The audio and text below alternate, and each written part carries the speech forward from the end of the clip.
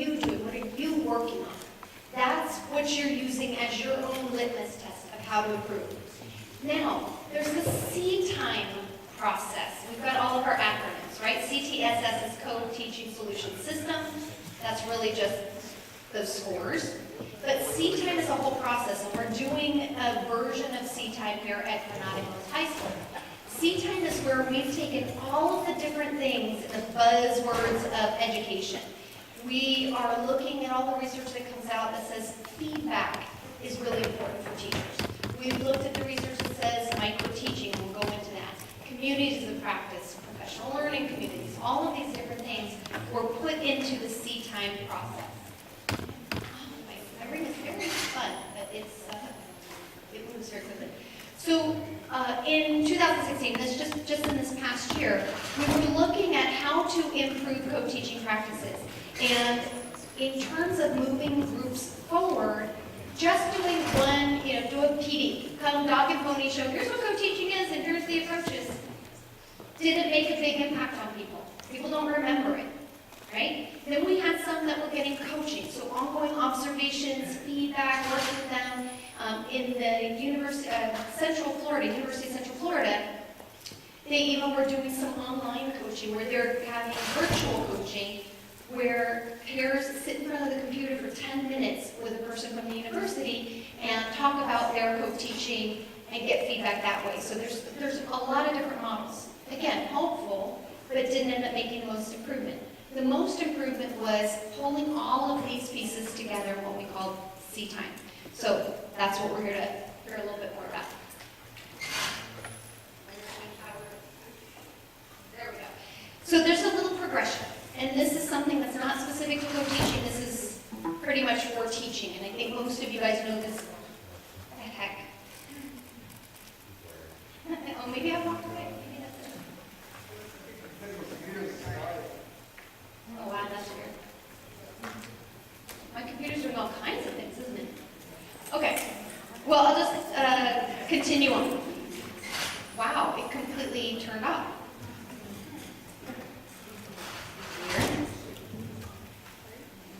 The rain.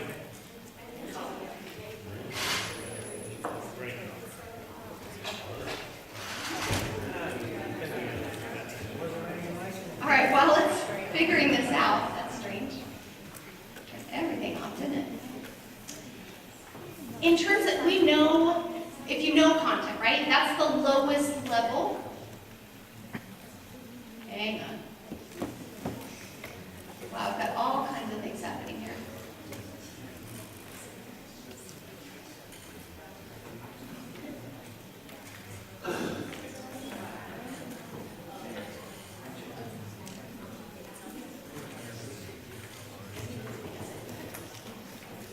All right.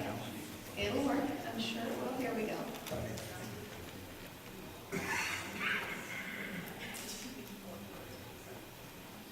Here we are. It's my special ring. Okay. At the bottom of the progression, knowing. What would that be in terms of co-teaching? What kind of stuff would you just know at the bottom level? That it takes 2 teachers. What else? You're in the same physical space. Come on, please tell me you guys know the bottom level. Come on, what else?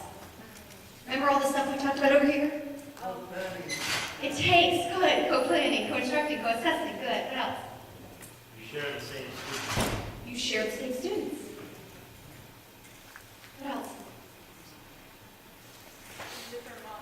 There's different models, different approaches. Okay, so there's the knowing, just knowing what it is. You guys can look at all these competencies and you can say, okay, I know them. The second one is now you know how. So I could say, okay, you can tell me 5 approaches, but tell me how you would do parallel teaching. Explain it to me. And then you would say, we would divide the class in half. It's best that I have eye contact with my partner. We can do the same content the same way. We can do the same content in a different way. We can do different content. We have to watch our voices. We have to make sure we're thinking about the space and the time. That's showing me you know how. The next thing is I can walk in the room and you show it to me. Now you actually do it. And the very last one is that this has just become so much of your regular practice that it doesn't matter if I tell you I'm coming in and you design this great lesson, it's just, this is what you do. That's an everyday occurrence. So that's the progression. That's what we eventually want it to get to. And that's what we're working for. All right. My awesome ring is not so awesome right now. So we just talked about this. That's how we go through in co-teaching. That's exactly what we just talked about. So I want you to memorize this. You got it. So my partner in crime, Wendy Lochner, is she's in West Virginia. She's a data person. She lives and breathes data. She loves data. This makes sense to her. When I look at it, I look like this. Right? So I look at all of that and I think, wait, I don't do flow charts and stuff like that, but that works for her.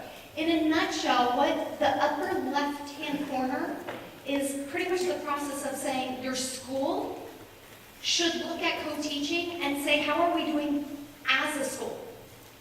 What are we doing well in general? Like, oh, we don't have common planning time for anyone. Let's work on that. So they're looking at overall as a whole school, and they've got a whole recursive loop of the way that the school looks at the data. That would be what we call your school PLC. What is PLC? Professional Learning Community. Okay, so we call the PLC that the school level is looking at it. But then we look at the teachers, and for the teachers, then we have a whole loop that I'll explain. That's all this is, so if you love this and want a copy of it, let me know, I'll send it to you. But I'm not planning to talk about it. I just want you to know it's there. This is in 5 easy steps. This is what we're talking about for you guys using data for this to be a continuous improvement model for us.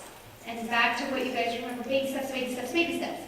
We collect data, we analyze it, we use it to develop a plan, you take action, and you collect more data. Is that more reasonable? Good. Again, those of you who want the flow chart, I am happy to give it to you. To me, this makes sense. So as co-teachers, what kind of data would you guys be collecting on yourselves?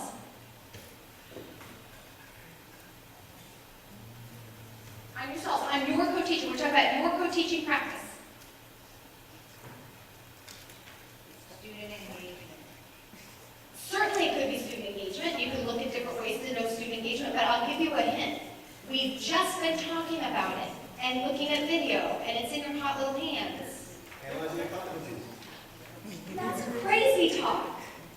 What? Yeah, in a nutshell, you guys can do more. I love, do student engagement, look at student grades, find out about student attendance, all that stuff is great. But just to figure out how the two of you guys are doing, just look at your competencies. Who could give you these competencies? Who could observe you and give you this data? A peer. Right? A TA, perhaps. So you teach them how? Sure. Have the students identify how you're doing. Your administrators, your district people, your, outside consult, anybody. Because this hopefully is clear enough that people can say, oh yeah, I do see somebody started and ended on time and wasn't coming in late every minute. Or I do see that you regrouped kids. I couldn't tell which of you was general ed teacher and special ed teacher. So this is pretty easy data. And then you guys analyze it. This is the PDSA. This is the Plan, Do, Study Act. So just to look at the major components that are part of this, I would like us to once again go over to the magic table class, go to the one you went to first, that you had that first little color. And you're trying to remember where you went first. On the papers, you will see, and I just did this kind of quickly and some were falling down, but you can either grab a paper or there's also manila folders at the bottom of each, and you can take out a piece of paper. You're going there for 5 minutes. We're not rotating this time. Just go, take a piece of paper, and in 5 minutes we're going to debrief.